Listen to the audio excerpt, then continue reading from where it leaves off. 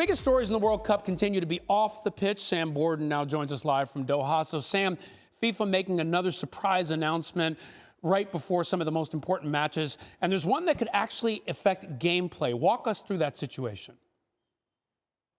Yeah, Ryan, this is a tricky situation, so I want to be clear about it. Same-sex marriage in Qatar is illegal, and while FIFA has promised that all fans here are welcome, FIFA also promised that Qatar would relax their alcohol restrictions and sell beer at stadiums. We saw a couple days ago a reversal on that policy. So with that backdrop, several European nations, including England, which is going to kick off shortly, as you said, they announced months ago that they wanted to wear on their captain's arm an armband that said "One Love" as a statement of support for the LGBTQ community. Now, this morning, FIFA announced that any player who wears that armband would be subject to receiving a yellow card from the referee for a uniform violation.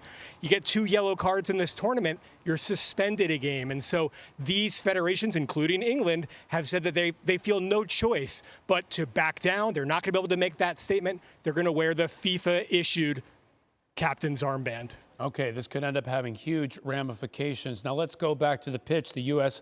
gets ready for their first game this afternoon. Not only the first World Cup game for just about everyone on the field, but a match that could very well determine where these two teams end up, the U.S. and Wales. How are these teams feeling heading into the match? Yeah, Ryan, there's no question for both teams, just making it here was a big deal. The U.S. obviously didn't qualify for the 2018 World Cup, and Wales hasn't played in a World Cup since 1958. But Gregg Berhalter, the coach of the U.S. team, he says that just getting here isn't enough. What I do believe is on our best day, we can beat anyone in the world.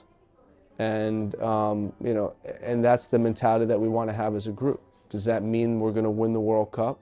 No, not necessarily. But we think that the first step is getting out of the group, finishing in the top 2. And the second step is in knockout games, playing our best possible game and seeing how far we can go.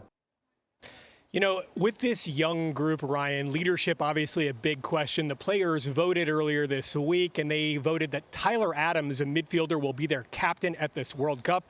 When we asked Adams if he felt any pressure with that role, he laughed and he said, "Pressure is a privilege." Oh, there you have it. One of the youngest teams in the World Cup. And when you talk about where they might finish, the best finish by a U.S. team in the World Cup, 3rd place, that was in the very first World Cup, all the way back in 1930. You never know. Maybe they can get something done here. Sam Borden, appreciate it. Well, thank you very much for watching ESPN on YouTube. For more sports highlights and analysis, be sure to download the ESPN app. And for live streaming, premium content, and let's not forget as well, ESPN FC 7 days a week. Subscribe to ESPN+.